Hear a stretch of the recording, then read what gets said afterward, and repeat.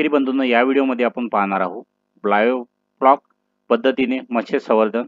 जर तुम्हाला मच्छी पालन करायचं असेल आणि त्यामध्ये जर बायोफ्लॉक पद्धतीचा यूज करायचा असेल, म्हणजे प्लॅस्टिकचे टाके बनवायचे असेल, बायोफ्लॉक पद्धतीने जेव्हा आपण मत्स्य पालन करतो, म्हणजे प्लॅस्टिकचे टाके बनवून जेव्हा आपण मत्स्य पालन करतो, त्यासाठी शासनातर्फे किती अनुदान, शासकीय अनुदान मिळतं, ते कुठे मिळतं, कोणाशी संपर्क करावा लागेल आणि कसा अर्ज भरावा लागेल, याची सविस्तर माहिती या व्हिडिओमध्ये आपण पाहणार आहोत।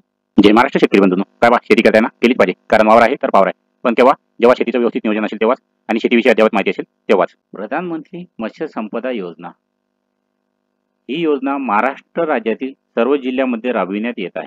या योजनेचा मुख्य उद्देश मत्स्य उत्पादनात वाढ, मत्स्य मूल्यवर्धन, निर्यात मूल्यवाढ करणे, सरासरी उत्पादकता वाढविणे, मासेमारीनंतर होणारे नुकसान कमी करणे व राष्ट्रीय दरडोई मत्स्य आहाराचे प्रमाण वाढविणे यासह मच्छीमार व मत्स्य कास्तकारांच्या उत्पन्नात वाढ करणे व रोजगार निर्मिती करणे हा आहे। या मध्ये आपण आज पाहणार आहोत बायोफ्लॉक पद्धतीने जर मत्स्य संवर्धन करायचं असेल तर या मत्स्य संवर्धन करण्यासाठी प्रधानमंत्री मत्स्य संपदा योजना या योजनेअंतर्गत प्रोत्साहनपर अनुदान शासनातर्फे देण्यात येते।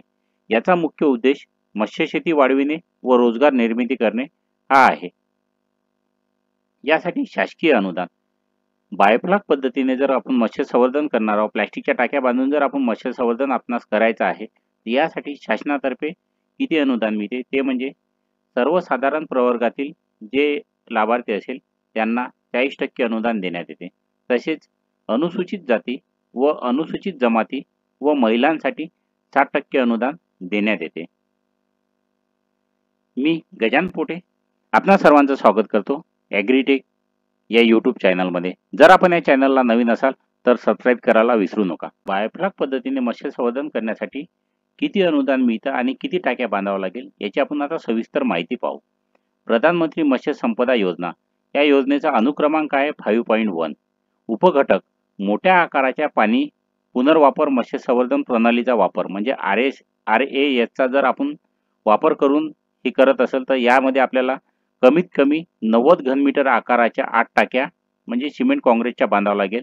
त्यामधून 40 टन मच्छीचं उत्पादन घेता आलं पाहिजे। किंवा बायोफ्लॉक पद्धतीचा जर वापर करून आपण टाक्या बांधत आहोत तर त्या 4 मीटर व्यासाच्या, म्हणजे 4 मीटर त्याची गोलाई असली पाहिजे आणि 1.5 मीटर उंची असली पाहिजे। 1.5 मीटर उंचीच्या अशा 50 टाक्या तुम्ही बांधायच्या आहे। जर हे 50 टाक्याचा तुम्ही प्रोजेक्ट करत असाल, याची प्रकल्प किंमत आहे गव्हर्नमेंट कॉस्ट 50 लाख रुपये। सर्वसाधारण प्रवर्गातील शेतकऱ्यांसाठी अनुदान मिळतं 20 लाख रुपये। तसेच अनुसूचित जाती, अनुसूचित जमाती व महिलांसाठी 60% म्हणजे 30 लाखापर्यंत अनुदान मिळतं।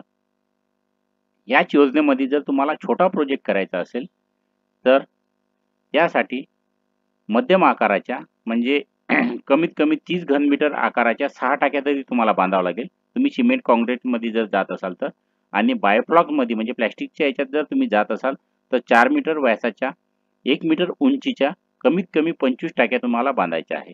जर हा तुम्ही प्रोजेक्ट टाकत असाल तर याची गव्हर्नमेंट किंमत आहे 25 लाख रुपये आणि याला सर्वसाधारण प्रवर्गातील जे लाभार्थी असेल त्यांना 10 लाखापर्यंत अनुदान मिळतं। तसेच अनुसूचित जाती, अनुसूचित जमाती व महिला लाभार्थ्यांसाठी 60% म्हणजे 15 लाखापर्यंत अनुदान मिळतं। आणि तुम्हाला या बायोफ्लॉक पद्धतीमध्ये यापेक्षाही छोट्या पद्धतीचा तुम्हाला प्लॅन टाकायचा असेल तर तो प्लॅन कमीत कमी 100 घनमीटर आकाराची एक टाकी असायला पाहिजे, जे सिमेंट काँक्रीटची, आणि बायोफ्लॉक पद्धतीमध्ये 4 मीटर व्यास व 1 मीटर उंचीच्या 7 टाक्या तरी कमीत कमी असायला पाहिजे। या प्रोजेक्टची गव्हर्नमेंट कॉस्ट आहे 7.5 लाख रुपये। सर्वसाधारण प्रवर्गातील जे शेतकरी असेल त्यांना 3 लाखापर्यंत अनुदान मिळतं। तसंच अनुसूचित जाती, अनुसूचित जमाती व महिला यांना 60% म्हणजे 4.5 लाखापर्यंत अनुदान मिळतं। या प्रोजेक्टला आवश्यक कागदपत्रे काय काय लागतात? विहित नमुन्यातील तुम्हाला अर्ज सादर करावा लागेल, ओळखीचा व पत्त्याचा अधिकृत पुरावा द्यावा लागेल, प्रकल्प जागेची कागदपत्रे, प्रकल्प अहवाल।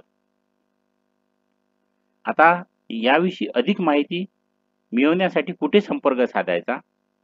म्हणजे प्रत्येक जिल्ह्यामध्ये सहाय्यक आयुक्तालय मत्स्य व्यवसाय कार्यालय असतं. या कार्यालयामध्ये तुम्ही ज्या जिल्ह्याचे रहिवासी असाल त्या जिल्ह्यातील शेतकऱ्यांनी या कार्यालयामध्ये संपर्क साधावा आणि या योजनेविषयी अधिक माहिती विचारावी. जसे यवतमाळ जिल्ह्यातील हे कार्यालय आहे.